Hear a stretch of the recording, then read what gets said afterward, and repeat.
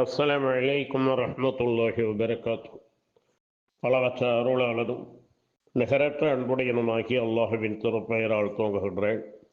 கற்றுக்கொள்வோம், கடைப்பிடிப்போம். தினமொரு தகவல் எண் 1204. தலைப்பு அல்லாஹுவின் அருளும் அன்பும், தொடர் 13.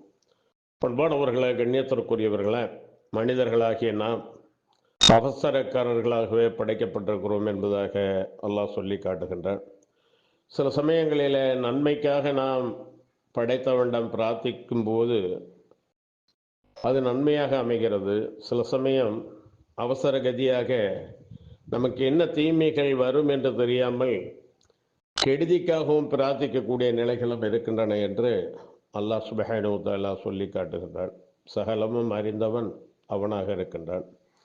ஹுதைபியா உடன்படிக்கை நடந்த சமயத்தில் அல்லாஹ்வின் தூதர் ஸல்லல்லாஹு அலைஹி வஸல்லம் அவர்கள் குறைஷிகளுக்கு நிறைய சலுகைகளை, உரிமைகளை வழங்கி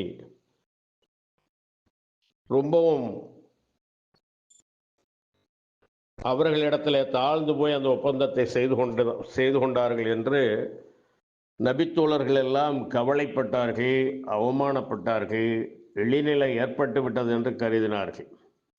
அப்பொழுது அல்லாஹ் சுப்ஹானஹு வ தஆலா எதை இவர்கள் கவலையாக விட்டு கொடுத்து அந்த ஒப்பந்தத்தை செய்துவிட்டோம், நாம் அதிலே அவமானப்படுத்தப்பட்டு விட்டோம் என்று அவர்கள் நினைத்ததை அல்லாஹ் வெற்றி என்று சொல்கிறார்.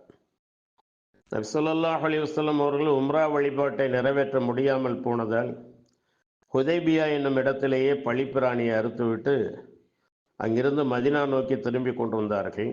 அப்பொழுது நபி தோழர்களை கவலையும் சோகமும் தழுவி இருந்தன. இந்நிலையில்தான் அவர்களுக்கு அல்லாஹ் சுப்ஹானஹு வ தஆலா 48வது அத்தியாயத்தின் 1 முதல் 5 வசனங்களை அருளினான்.